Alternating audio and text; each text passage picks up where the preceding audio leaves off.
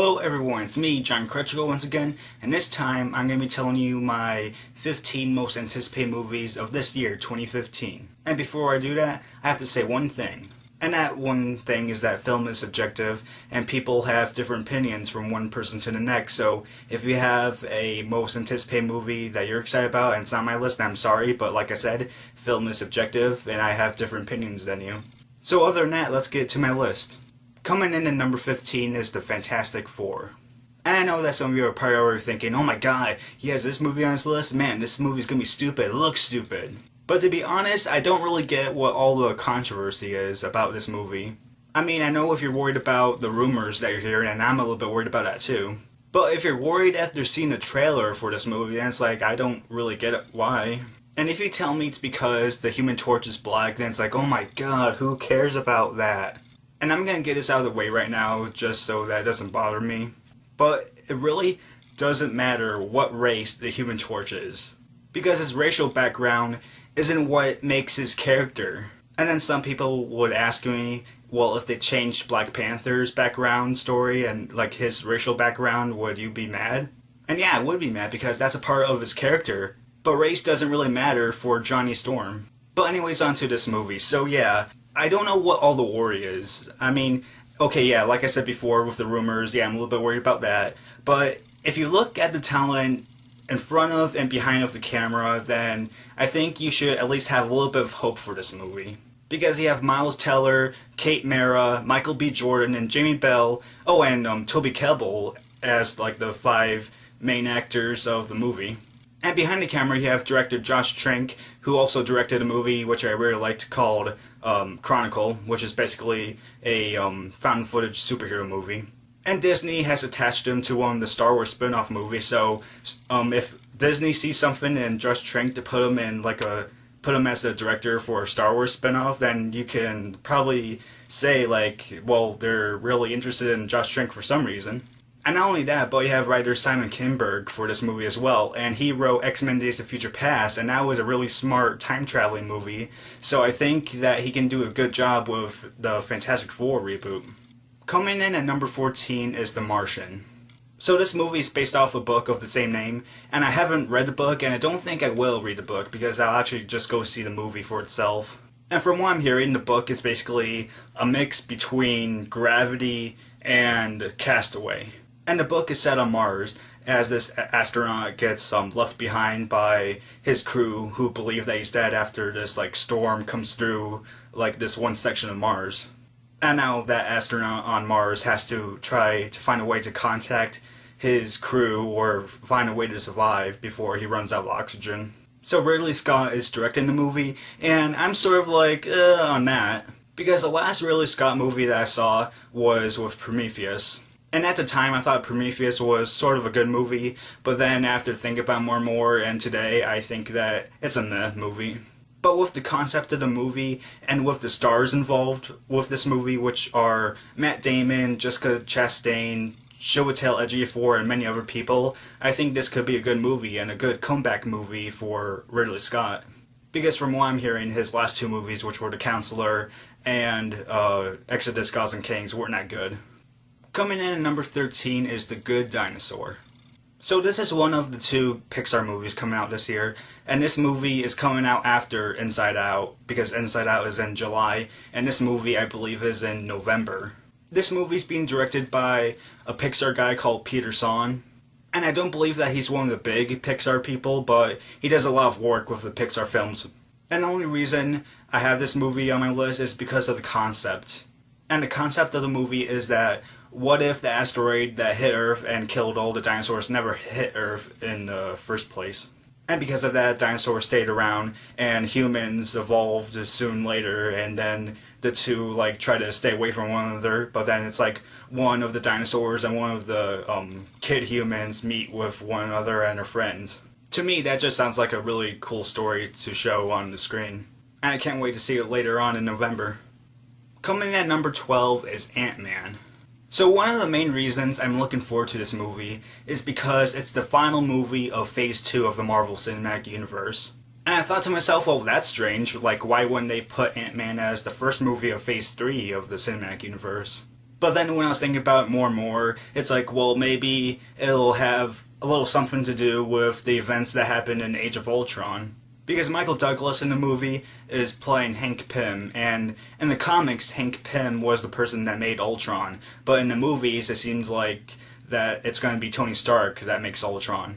But the thing is, and I believe this is real, because I heard that one of the plot points of the movie is that Tony Stark got the idea for Ultron from, like, old schematics or something like that. So who made those old schematics? Like, were they made by Hank Pym or someone else? So that's one of the reasons why I'm looking forward to this movie. And the other reason I'm looking forward to this movie is because of the director, who is Peyton Reed. Now, Peyton Reed is replacing Edgar Wright as the director.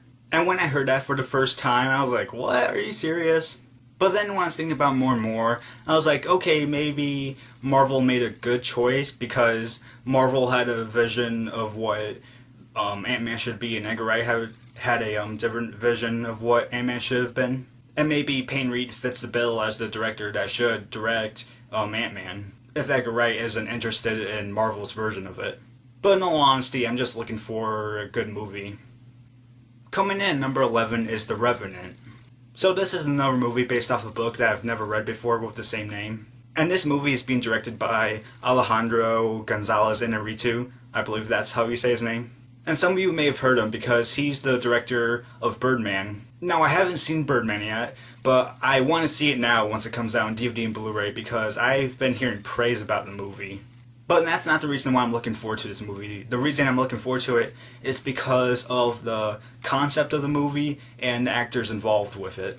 So the concept of the movie is, I believe it's in the West, and it takes place during the time of the Old West. And there's this group of outlaws that are in the West, and they go in the woods or something like that, and one of the outlaws gets betrayed by the rest of the gang. And they leave him for dead out in the woods after the one gang member gets mauled by a bear or something. But somehow that one gang member survived, and now he's going after the rest of the outlaws.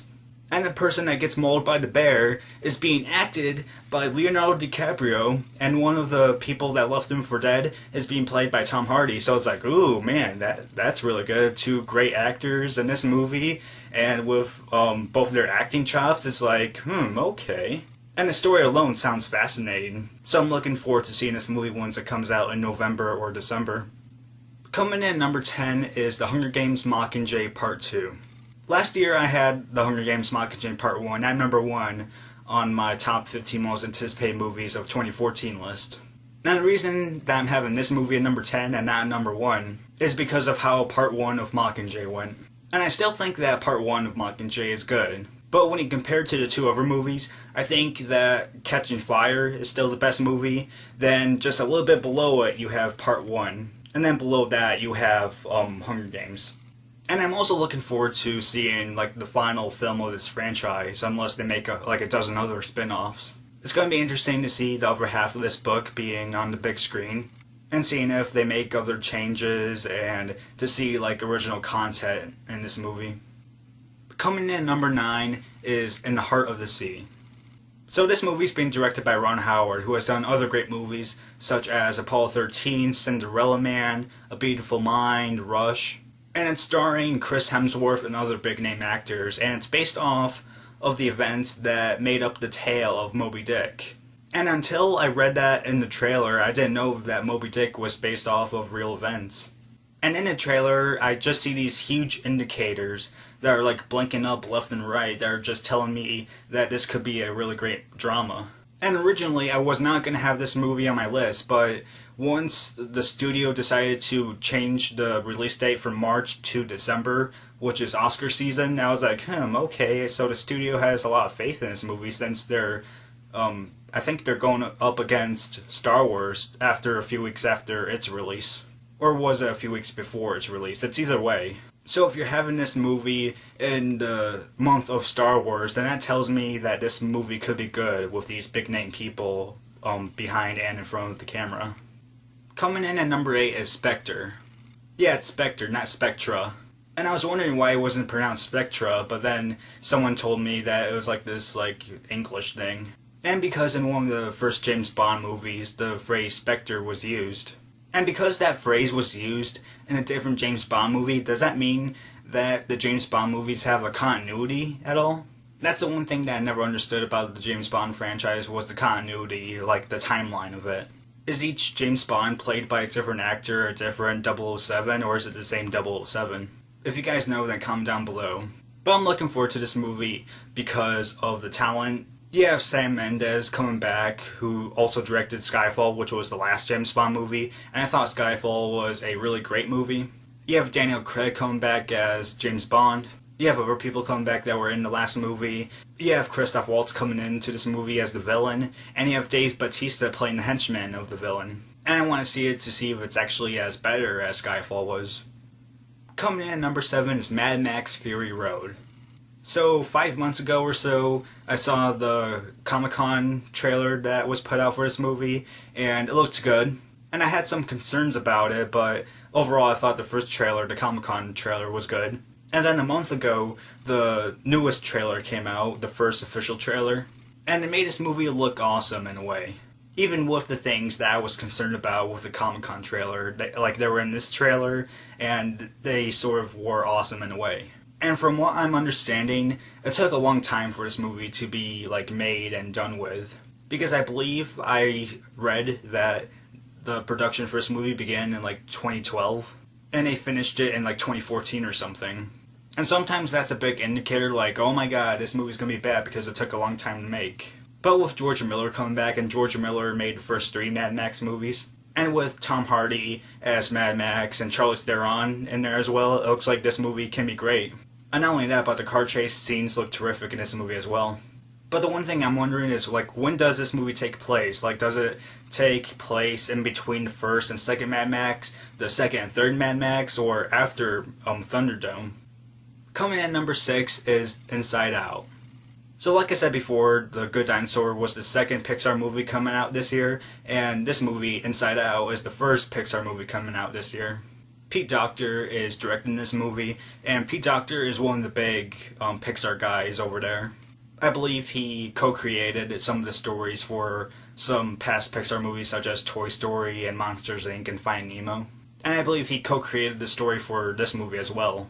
And after seeing the first main trailer for this movie, it told me that this movie could be a fantastic animation, just on the basis of the story. Because the story is about this girl, and she's moving with her family to this new home, and she has to, go through the changes and everything, and inside her head, the, emotions are alive, and are trying to deal with the changes as well, I believe. So it's going to be interesting to see how this story is different from, Osmosis Jones. And it's going to be interesting to see if this movie is going to be back on the right path for Pixar's originality. Coming at number 5 is The Hateful Eight. There's only one reason why I'm interested in this movie, and that's because of Quentin Tarantino directing and writing this movie. I mean, really, that's it. And some of the cast members sound interesting as well. I don't believe the entire cast has been casted. But it's just a simple fact that Quentin Tarantino is directing and writing this movie, like I said, and it's another Western by him. And we saw how Quentin Tarantino was good with Westerns with Django Unchained. Yeah, not good, but awesome.